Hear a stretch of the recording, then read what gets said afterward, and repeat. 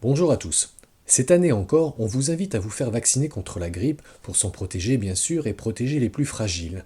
Mais peut-être souhaitez-vous en apprendre un peu plus avant de courir chez votre pharmacien. Rares sont ceux qui n'ont jamais été cloués au lit avec de la fièvre, des douleurs musculaires, des maux de tête, avec en plus un rhume ou de la toux. On se dit, c'est la grippe. Et s'il est vrai que ces symptômes l'évoquent, le docteur François Chauffat nous apprend qu'il y a 9 chances sur 10 que l'infection n'ait pas été une vraie grippe, mais un syndrome grippal qu'on peut appeler refroidissement.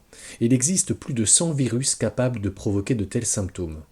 La vraie grippe est due à une famille de virus appelée influenza. L'origine du mot est italienne, c'est l'abréviation de influenza degli stellier, puisqu'on croyait au XVIe siècle que la maladie était sous l'influence du soleil. Il y a 4 grandes familles d'influenza, notées A, B, C et D. La C n'est pas du tout dangereuse et la D est propre aux animaux. Aux lettres A ou B, pour les grippes pouvant infecter les humains, on ajoute les lettres H et N associées à un chiffre. La grippe peut occasionner des pandémies, c'est-à-dire des épidémies à l'échelle mondiale, mais elles sont rarissimes. On en dénombre 5 sur les 2 derniers siècles.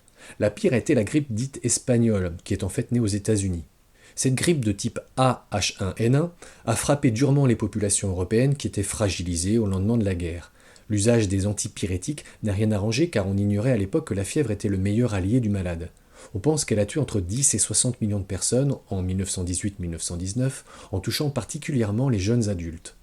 Les épidémies de grippe aviaire de type A H5N1, comme celle de 2004, ne sont pas de vraies pandémies. Bien que très médiatisées, les millions de morts annoncés par les experts se sont soldés finalement par un bilan de 250 morts en 2004 sur un ensemble de 12 pays asiatiques concernés.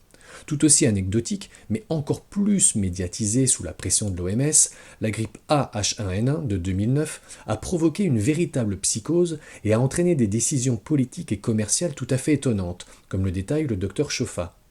Citons parmi elles l'autorisation de l'adjuvant squalène, jusque-là interdit, et qui fera l'objet d'une prochaine vidéo, mais aussi la signature d'un décret aux États-Unis qui confère la totale immunité aux fabricants de vaccins H1N1 en cas de poursuite judiciaire. Concentrons-nous à présent sur la grippe la plus fréquente, la banale grippe saisonnière. Elle est dite endémo-épidémique, c'est-à-dire qu'elle est contagieuse dans une population précise et ce, régulièrement. Chaque année, le virus mute, la grippe varie, et cela semble infini car elle a pour réservoir les porcs, les oiseaux et les humains. Le pic épidémique arrive souvent en janvier. Cette grippe est-elle grave en France ? Là commence la polémique, car de toute évidence on peut débattre de tout, surtout des chiffres. Regardons tout d'abord le nombre de personnes infectées.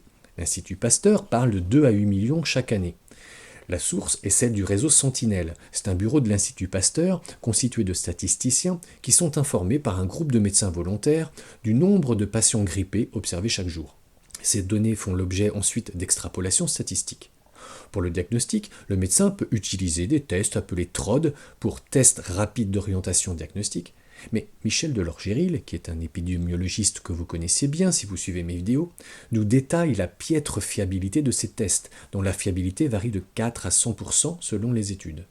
Il nous dit que seul un test moléculaire appelé RT-PCR permet de valider le diagnostic de grippe. Donc, dans les chiffres annoncés par l'Institut Pasteur, il y a des grippés, bien sûr, mais aussi un très grand nombre de faux grippés, ceux qui souffrent d'un simple syndrome grippal. Ça change bien les choses, si l'on veut convaincre la population de se faire vacciner.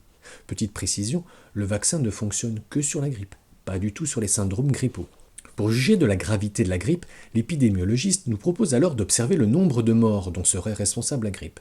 Régulièrement, les chiffres repris par les médias et les autorités de santé tournent autour de 8 à 10 000 morts par an. Michel Delorgéril, quant à lui, parle de 100 à 1500 morts, la moyenne étant d'environ 500. Comment expliquer une telle différence avec les chiffres de l'Institut Pasteur qui vont jusqu'à 15 000 ? L'épidémiologiste utilise tout simplement les données officielles de l'INSERM, les seules qui certifient que la mort est causée par le virus influenza par prise de sang et utilisation du test moléculaire.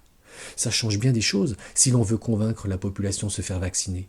Informer la population que la grippe fait 15 000 morts par an n'a pas le même impact que de dire qu'elle n'en provoque que 500, surtout si l'on ajoute que l'écrasante majorité des victimes présentent des comorbidités dont l'obésité, l'insuffisance cardiaque et le grand âge.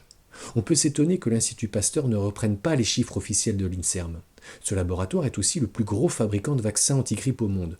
Une simple coïncidence sans doute. Dans les vidéos suivantes, nous étudierons la polémique concernant l'efficacité vaccinale. À très vite.